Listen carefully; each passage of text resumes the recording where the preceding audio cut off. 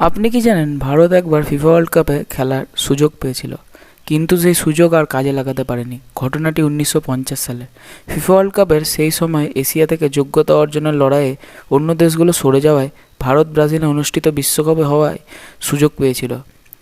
কিন্তু ভারত সেই বিশ্বকাপ খেলতে যায়নি। অনেকেই বলেন কারণ ছিল ভারতীয় খেলোয়াড় খালি পায়ে খেলতে চেয়েছিল এবং ফিফা বুট পরার নিয়ম করেছিল, কিন্তু এটা পুরোপুরি সত্য নয়। আসল কারণ ছিল আর্থিক সমস্যা, প্রস্তুতির অভাব এবং ভারতীয় ফুটবল ফেডারেশনের সিদ্ধান্ত। এরপর থেকে ভারত আর কখনো ফিফা ওয়ার্ল্ড কাপের মূল পর্বে পৌঁছাতে পারেনি। এর পিছনে কয়েকটি বড় কারণ ছিল। প্রথমত, ভারতে ফুটবলের উন্নতির জন্য পর্যাপ্ত পরিকাঠামো ও পরিকল্পনার অভাব।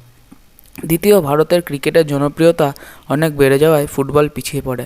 তৃতীয়, ইউরোপ ও দক্ষিণ আমেরিকার দেশগুলির তুলনায় ভারতের আন্তর্জাতিক মানের প্রতিযোগিতা কম ছিল।